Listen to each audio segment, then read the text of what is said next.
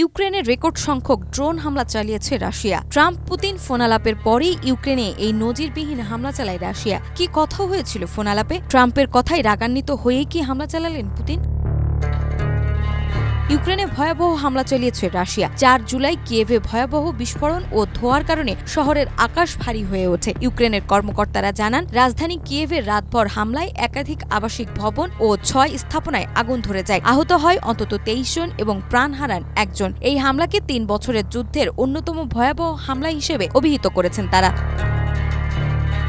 এদিকে ইউক্রেনের বিমান বাহিনী জানায়, রাশিয়া সর্বমোট ৫৩৯টি ড্রোন নিক্ষেপ করে। ইউক্রেনের প্রেসিডেন্ট ভলোদিমির জেলেনস্কি এই হামলাকে ইউক্রেনের ইতিহাসের অন্যতম বৃহৎ বিমান হামলা বলে উল্লেখ করেন। তিনি বলেন, রাশিয়া আবারও প্রমাণ করল তারা যুদ্ধ ও সন্ত্রাস থামাতে চায় না।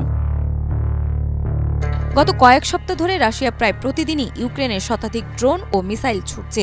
একনল হ্যান্ড ওয়াশ ১০০% প্যারাবেন ফ্রি, তাই নিরাপদ হাতের জন্য আস্থা রাখুন একনলে। ৫ দিন আগেই রেকর্ড সংখ্যক ৫৩৭টি ড্রোন হামলা হয়েছিল। এদিকে ট্রাম্প জানায়, পুতিনের সঙ্গে প্রায় ১ ঘণ্টা আলাপ হয় তার, কিন্তু ইউক্রেন ইস্যুতে কোনো অগ্রগতি হয়নি। তিনি বলেন, আমি একদমই খুশি না। তিনি যুদ্ধ থামানোর কোনো চেষ্টাই করছেন না।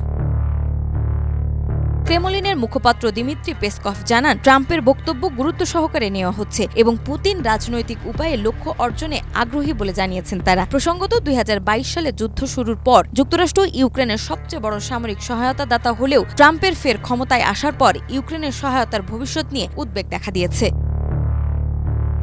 নাজমা, মাই টিভি।